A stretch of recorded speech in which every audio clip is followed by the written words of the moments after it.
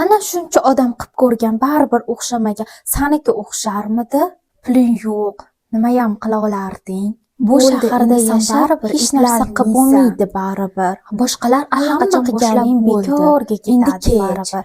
Har bir inson hayotida shunday payt keladi. Pul yo'q, imkoniyat yo'q. Lekin qalbimizda bitta ovoz yangraydi. Lekin bu ovozni ko'pchilik e'tiborsiz qoldiradi. Aynan shu ovoz bu bizning hayotimiz, kelajagimiz. Ya'ni bu ovoz boshlash kerak, hozir boshlash kerak degan. Bugun men sizga aytmoqchimanki, boshlang. Hech narsangiz bo'lmasa ham boshlang. Qachonki boshlamaguningizcha siz nimaga qodir ekanligingizni bilmaysiz. Hammamiz kutamiz, tayyor bo'lsam boshlayman. Mana bu ishni qilib bo'lsam boshlayman. Hozir vaqti emas, hozir tayyor emasman degan narsalar o'tadi xayolimizda va hozir boshlamasangiz keyin yana ham qiyinroq bo'ladi va o'zingizga bo'lgan ishonchingiz so'nadi. Hamma mashhur insonlar ham hech narsasi yo'qligida boshlagan. Misol uchun Elon Musk birinchi kompaniyasini kichkinagina ofisda boshlagan. Steve Jobs bo'lsa garajda, Alisher Usmonov bo'lsa qo'lida bir so'mi yo'qligida boshlagan.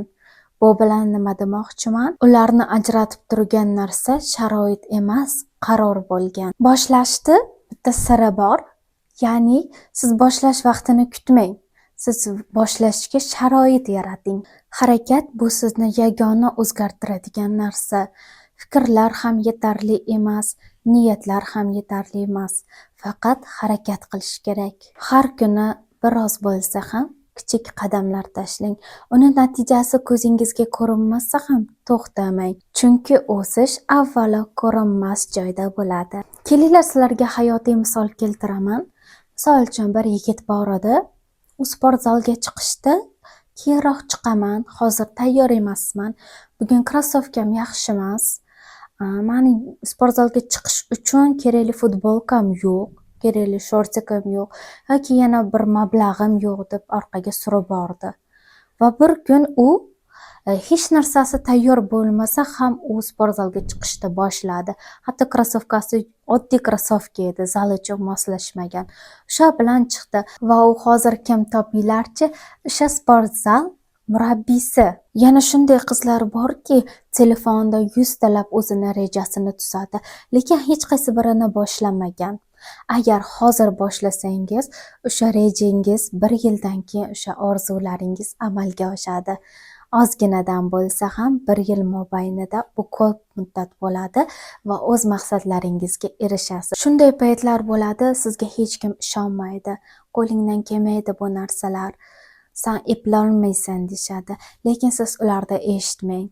Eng muhimi boshlab olishlik. Chunki o'sha kundan boshlab siz orqaga qaramaysiz, faqat oldinga intilasiz. Bugun sizda yo'q bo'lishi mumkin imkoniyat, pul yoki qo'llab-quvvatlash, lekin siz hammasiga erishasiz. Boshlang, hatto qo'rqayotgan bo'lsangiz ham, hech kim sizga ishonmayotgan bo'lsa ham. Chunki ertadan keyingi qadamingiz bugungi bosayotganingiz uchun minnatdor bo'ladi. Har bir buyuk yo'l birinchi qadamdan boshlanadi.